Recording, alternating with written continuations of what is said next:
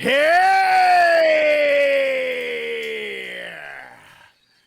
Welcome to another special Monday edition of the greatest D&D stream on this world and the next here. Welcome to Goblins Under the Stairs here. You got Soul Rack the Destroyer ready to slash and bash, this time for half the price. Your Monday night away here. And of course, I didn't come here alone.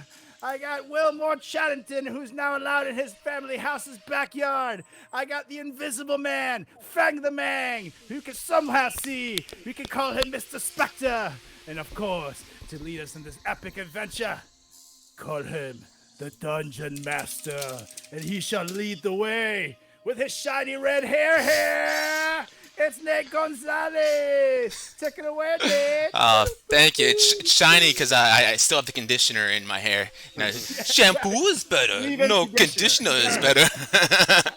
Welcome everyone to tonight's Monday night edition of Goblins Under the Stairs. Yeah, we took a nice week off. I guess if you want to call it nice, and we're ready to jump back in this week with our long travel to Citadel Feldbar, and then eventually up to the Fire Giant stronghold of Arnslag. So let's just jump on back in, give you guys a quick little recap of what happened the last time we were all together, and then we can continue on to our journey. So, last time, we all started off our evening on our first leg of the travel to Citadel Feldbar, the Dwarven fortress and stronghold situated in the Ralvin Mountains. And first couple of days, first 2 days went off without a hitch. No real signs of trouble anywhere. You guys kind of expecting to possibly see some owlbears in the area, as you guys were warned by some hunters and rangers at a tavern in Everlund about a problem along the Ralvin River of a overpopulation of these owlbears. And no sights of the physical bodies anywhere, but maybe some signs and seeing some footmarks and bent bushes and brush in the area. Possibility that there were some owlbears in that area. While Wilmore was scouting around through Sanity's vision, also noticed this large stone door built into the side of a hill. Thinking that you guys were maybe not alone in this campsite where you guys were situated at, decided to lift up camp for that evening and relocate just a couple miles down the river and get some more rest. The next day started, this third day of travel. Just as the previous two have, you guys just studying your books and tomes and practicing the arithmetic and different practices that they had inside of them. And the evening came along, you guys decided to set up a camp. And that night, you guys heard a screeching in the distance. Not sure what to think of it. Fang took Quemo to the air and began observing the vicinity. And in the night sky, you could see a silhouette of a beast flapping its wings with horns flowing back behind its head and some spikes down its spine. And as it came a little bit closer into his vision, you could see that it was a young red dragon. He called out to it, "Old Snarl, is that you?" And the dragon seemed to snap at him viciously, and Fang could now tell that this was indeed a young red dragon, not an ancient one, as Old Snarl is. And this dragon, showing a bit of pride and wanting to show how powerful it is, decided to come on in and attack you all. And you guys put up a great fight, being able to take it down and hold it, even though it was keeping aerial for the most part. And Wilmore, with a couple Eldritch Blasts, took it down, and it collapsed to the ground, where you guys decided to try to harvest some parts of it. You got some flesh from it and some scales, and Wilmore taking a piece of the dragon's tooth as well. You guys decided to pack up camp for the night once more, not wanting to draw attention to yourselves in the area. Picked everything up and traveled just a couple more miles down the river. You guys reset up camp, settled down for the evening, and all took a nice long rest. So you guys can take that long rest on your character sheets. And we're going to start here with the fourth day of your guys' travel. As you can see on the map on the screen, you guys are about halfway between Everlund and Citadel Felbar. Still another 4 days travel, starting where you're at now. 4 full days now. And you guys begin to pack up the carriage and load up the horses. Get the camp all collapsed and all your belongings together, and begin hitting the dusty trail. And so you guys begin your day of travel, and I would like everyone to roll a survival check.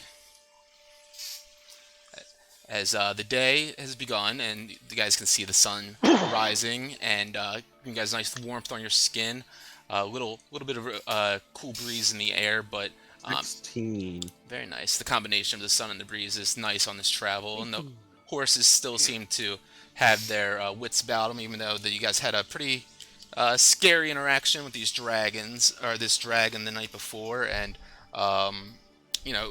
Johnny seems to be a little bit nervous for the trail up ahead, but keeps on pushing forward and getting you guys to where you need to be. So let's see, 23 plus 16 plus 11. Oh, yeah. That is an average of 16.6 repeated. So that means you guys can each roll a d4, and we're going to put 2 of those towards progress and 1 towards encounter. 3. 1. And 1, 2, 3. And I'm assuming that you guys are all reading throughout this travel as well, right?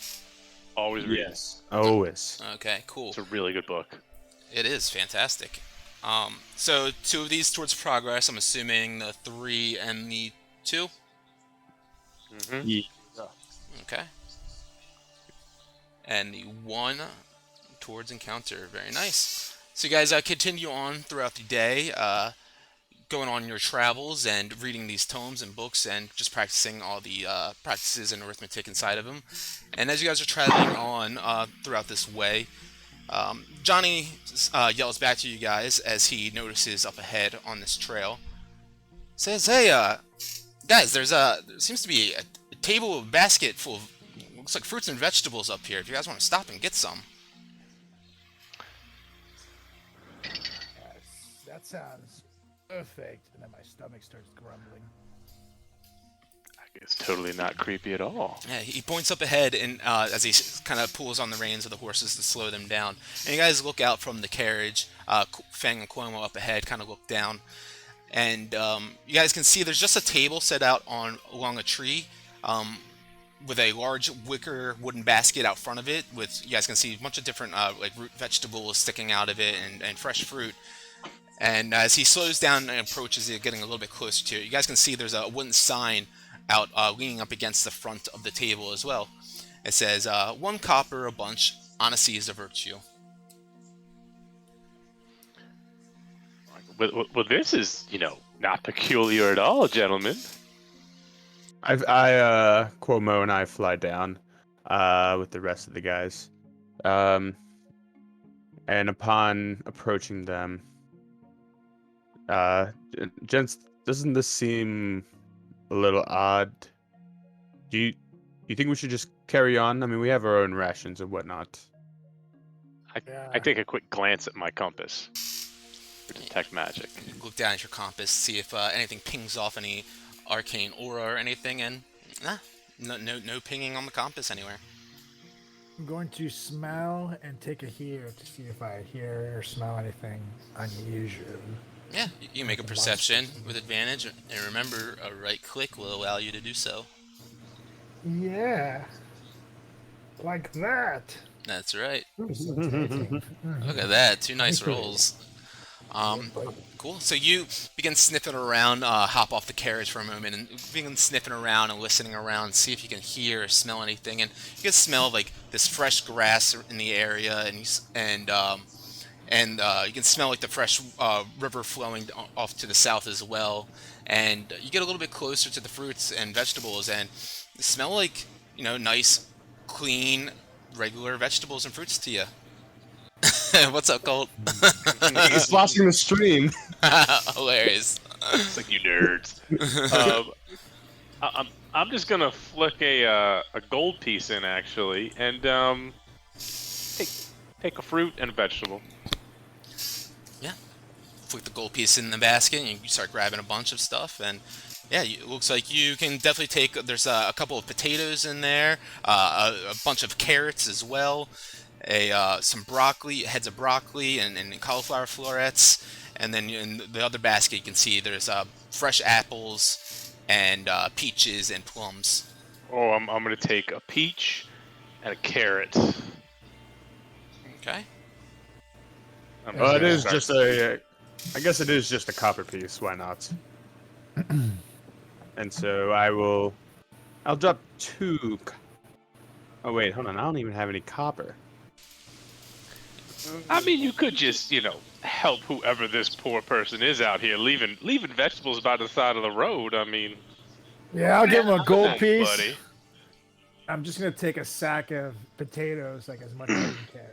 Yeah, sure. You can grab like there's the potatoes that are kind of like put together in these individual sacks. They seem to be like a pound. So it says that you can grab a bunch if you'd like for a copper. So feel free to grab as much as that if you like. If you're throwing in a gold piece. Yeah. How much of everything would you say is there? It's not like a Take 3 large sacks. table. Yeah. There's like 3 sacks of potatoes probably there altogether, so you can take all those if you want. And there's the 2 baskets are like 3 feet wide and like 2 feet across, and probably 2 feet deep as well. And they're pretty well filled. But it looks like some things have been picked apart out through it already, and the table isn't too large in itself. Yeah. I'll just drop a gold piece and take everything that he's got. Okay, sure. You start just clearing it all out. Yep, and then I throw a apple for Cuomo. Very nice. And Chatterton, can I put these potatoes in your bag of holding? Well, I mean, as long as they don't get lost, because they will go bad pretty fast. Don't For worry. sure. We will. Next time we stop and kill something, make a delicious stew with these. Sounds good to me. or nice fruit pie with the peaches. I do love pie, Yeah. but I'm eating my peach myself. Eating my peach. So if you guys are grabbing everything that's there, I'd say it's about 3 pounds of each: potatoes, carrots, broccoli, apples, peaches, and plums. So we got like 30 pounds of food. If Fang wanted to grab it all, that's yeah. It will, Yeah. as Wilmore stated, fruit is known to go bad pretty quickly. So That does seem like a lot of food. We might be being a little wasteful here. I maybe don't take everything, but I am pretty hungry, so I'm gonna take. We'll take pieces half instead of what he's got. Half of what he's got. Save Cool. some for others. And I think between us three and even the animals, we can make sure this fruit doesn't go spoiled. That's a good monk. yeah, Johnny yells from the carriage. Yeah, I think that should do it. And I can chip in on some of that too if you guys are willing to spare some. Don't worry, you can eat on us. Oh, thank you guys, thank you. Well, if you guys are done grabbing the fruits and vegetables, got a couple more hours of daylight left. We can go ahead and set up camp for the night and keep on going along. Let's rack. I think that's a great plan. All right. And as everybody goes, I linger back and I just put my head right next to the table and just go, "Thank you," and then just keep on going. All right. You whisper thank you to the table and turn around and go back to the cart. And as you're walking back, you kind of just hear whispers from the woods go back and forth, like from tree to tree, branch to branch, and leaf to leaf. Your honor, your virtue will treat you well in the upcoming weeks. Keep along this path, and things will be okay. And the kind of just the last voice kind of just fades off into the wind, and it picks up in the wind and just fades on by each one of you and vanishes. I just kind of look at everyone and go, "Well, I think we're on the right path, gentlemen." Let's keep on keeping on then. You guys keep on It's a keeping little on. creepy though. And you guys keep on going on, and for a few more hours, Johnny, the sun kind of sets behind the hills now, and Johnny finds a spot. As you guys kind of go through these, the last leg of this trip, you guys go through a bunch of these foothills on each side of you guys, and as you're looking through them, you guys can see littered throughout different parts of the foothills. Different like round doors and situated in random parts of these hills. It looks like some people have made homes out of these places around here, but just kind of scattered and littered across the land. No sort of rhyme or reason. And Are they like normal size? yeah, so they're like imagine like Hobbiton, like just like Okay, like Hobbit got it. hills. Yeah, essentially. Yeah, and you guys kind of go We past. can't call them that because we don't have the legal rights to. So we'll just call them Taffling fairy Hills. toad little people. Taffling Hills. That's right. We'll call them, yes. So you guys continue on past this, about half an hour through this land where these different little small hills have seem to be made into little homes and little squatting quarters. And you guys keep on going up north along the river a little bit till Johnny finds a place for you guys to pull off for the evening and set up camp. And as you guys begin to pull off for the night, you guys begin to look off into the distance of the evening sky. You can see the sun has set behind the Ralvin Mountains now, and the stars begin to twinkle in the night sky. And as you look up there, you can see that there's not a cloud in the sky at this moment, but you see the twinkling of the stars and a nice glowing full moon. And Johnny pulls off to the side. Yeah, Full moon. I did. Johnny pulls off to the side and finds a place for you guys to set up camp for the evening, and just kind of hops off the controls of the horses and opens up the carriage for you guys and says, "Well, I think this is gonna settle us down for the evening here. If you guys want to set up you only have the one tent now, so if you guys want to pop that up out here and get some shut eye for the evening, maybe get some food in our bellies. The pie idea didn't sound too bad. We can have a nice relaxing evening." Are there? I haven't seen this full moon, right? You were. Let's see. You're in the cabin. Fang can see it in the night sky, but I know Wilmore for a fact is kind of keeping an eye out for it. So he looked out and saw that for sure. I'm kind of keeping an eye on Solrak. Just being quiet, keeping an eye on it. As long as I don't see it, I don't turn, correct? I'm not sure. Make a intelligence roll. I don't know if I should start.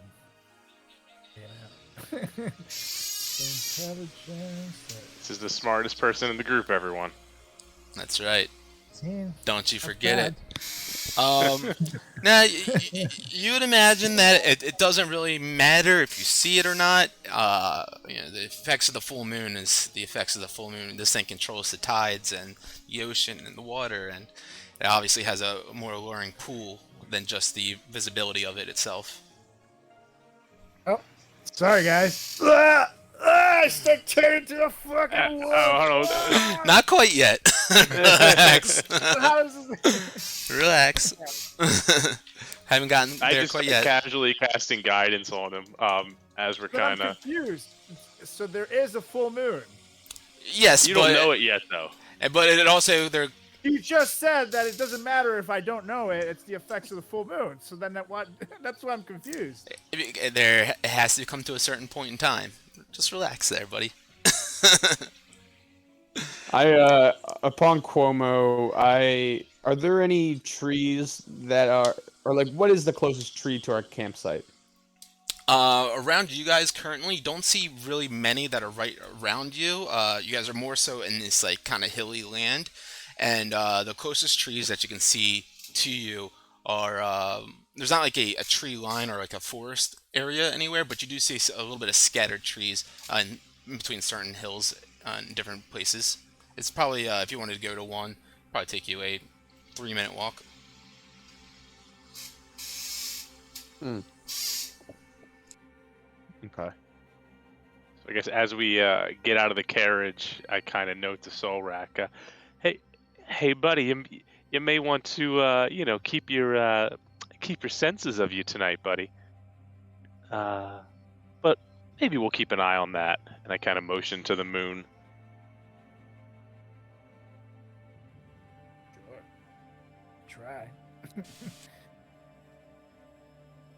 Any Promises.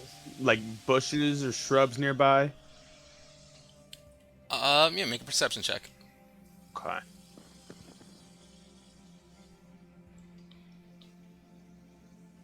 $14. Yeah, it looks like there's a couple of shrubs around the base of one hill, kind of nearby. Okay.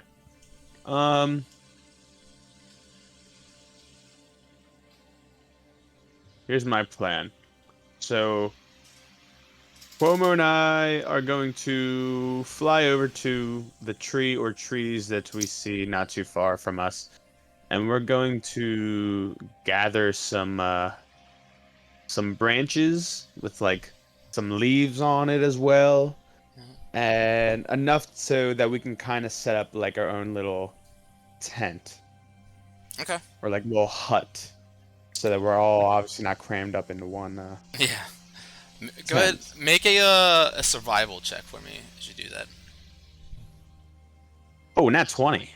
Yeah. It's like you've been cast away on a island before, and you've had to do this several times, and you make this beautiful, perfect tent. Can weather any storm, it seems like, and keep you nice and safe from these elements, and possibly a lichen friend if you needed to. Well, gents, I know we're down to one tent. I've just set up shop for myself. If you need me, I will be in here, continuing my studies. I guess that's a good plan. I guess, Johnny, you may want to help me put up the tent over here. Oh yeah, sure. I can help you with that. Kind of just hops over to you and begins helping you putting the stakes on the ground and whatnot. Mm-hmm. I'm gonna go sit and do some reading. All right. And yeah, so it's early evening at this point. And you guys all begin to start doing different things. Fang setting up his tent in his brush and bush area. Wilmore and Johnny, they begin to set up that double tent as well. And then Solrak just begins to sit by a fire and read as well. And kind of that early evening part drifts away, and as you guys have spent a little bit of time doing all these different tasks, and it begins to be around like 10 o'clock in the evening now. Moon really starting to rise and get to like an apex in the sky. You guys know that pretty much the last time you guys had to deal with him was around midnight of the night, so it'd be of the first night, that is, at least. And so you're prepared for what's going to come, possibly of Solrak's curse. Anything you guys do in this? Yeah, go for it. So I take the wolfbane out of my pocket and kind of wrap like a cord around it, and go kind of hand it to Solrak to put around his neck. Just to kind of wear this, buddy. I think maybe we can try to have you keep your wits tonight. And I just kind of keep an eye out on him. I'm going to just be kind of casting guidance on him so he can deal with it. And I'm gonna, if I see him kind of start twitching or anything, I'll give him some words of wisdom for bardic inspiration. All right. Fang, are you doing anything else in the evening? Yeah, so I decided to take a pause from my studying, and I actually approach Chaddington's tent, and I sneak in there, and just to make sure Solrak isn't able to hear me, I whisper to him, "So, buddy, I don't know if you saw this in the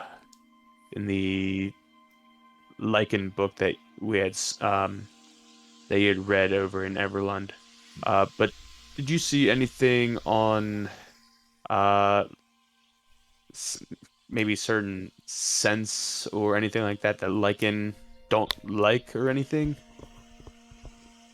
Well, I believe it was that's written in my other book. I think it was I don't think they were fans of silver or garlic, or I don't know. I'm gonna take a big thought, see if I can remember what I read. Yeah, make a history roll.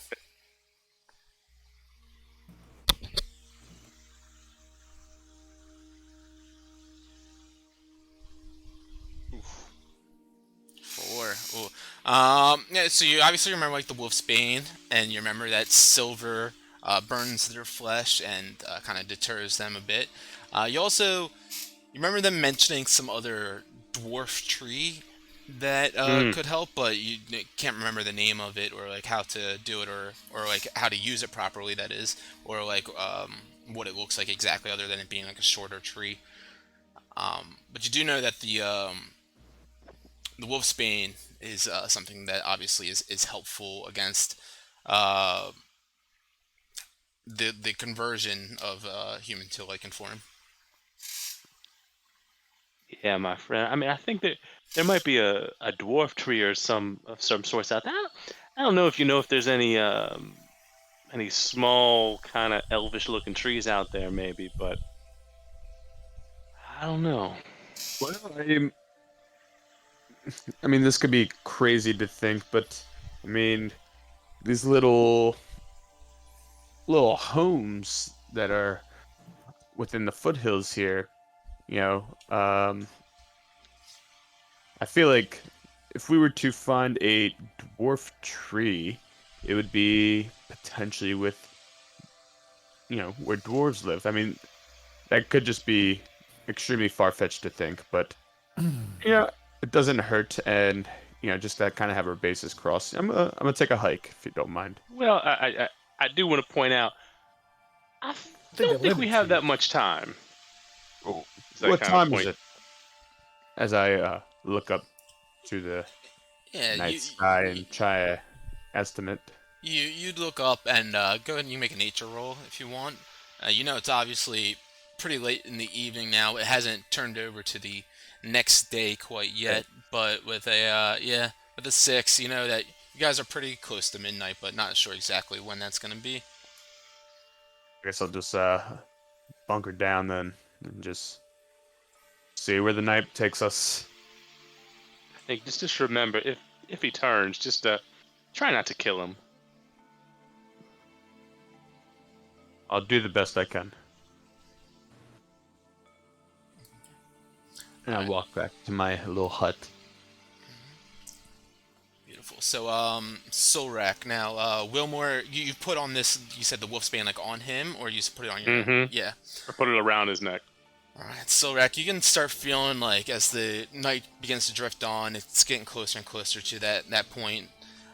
Your stomach starts to turn a little bit, and you start to get like that hunger, that taste of rage within you.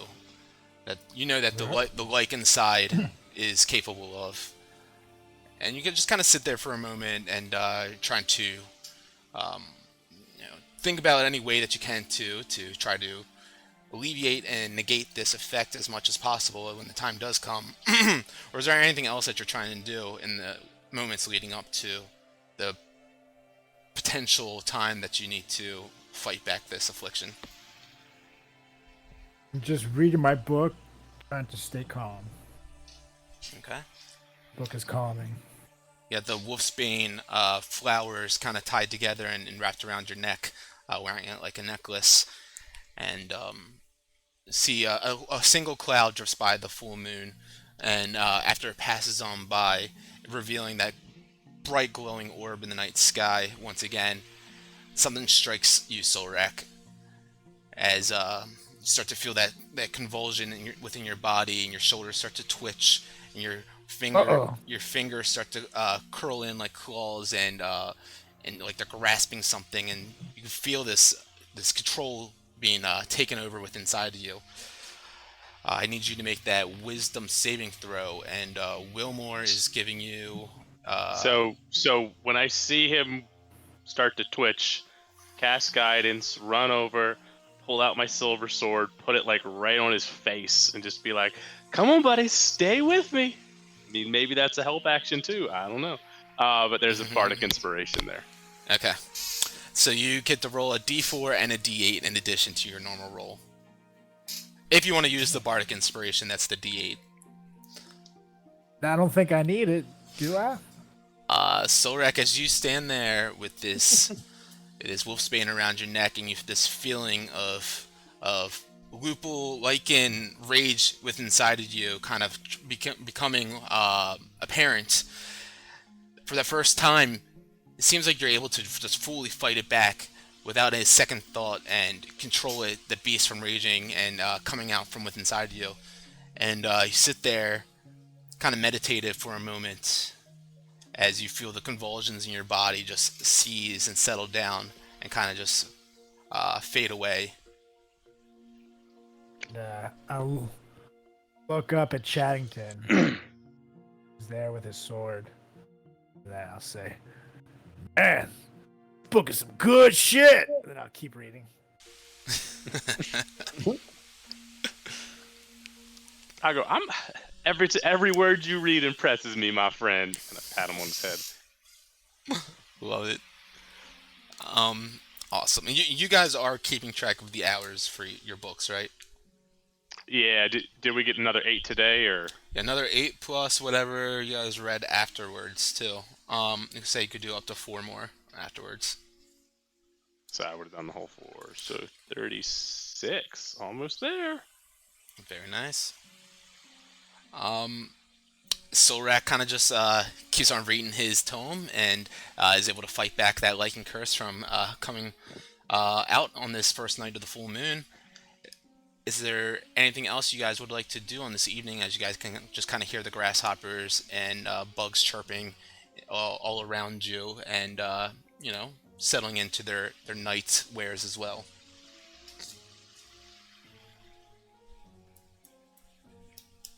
I mean, you said he would have turned around midnight. Yeah, you weren't around, and it seems like there was no commotion coming from the general camp area. Yeah, I was gonna say, like, I would have been, laying down already, probably passed out. Yeah. Seems like, yeah, Fang has made his way to sleep then, without any caution or worry about his friend turning into a werewolf on this evening. Douche. No, that's not how I meant it. Doesn't care at all. He's fine. No, I meant like he's not worried about it. Like Studying. Yes. Yeah, no, I get it. He doesn't care. He doesn't. He's not concerned. I mean, can you blame him? That's This is perfectly bliss. clear. Bliss. Can you blame him? All right. Solrak, is there anything else that you do on this evening? I am exhausted. From all that studying, right? Fighting back that curse left me tired. I'm going to sleep. All right. Solrak and Fang have both found their way to sleep. Wilmore kind of up and about, possibly reading a little bit as well. Is there anything that you do before the night ends? So I would have waited till everybody went to sleep, Mm-hmm. and then I kind of get up out of the tent, and I'm just kind of pouting. I start kind of like a toddler, walking out into the woods, just sighing. God, save me, save me, save me,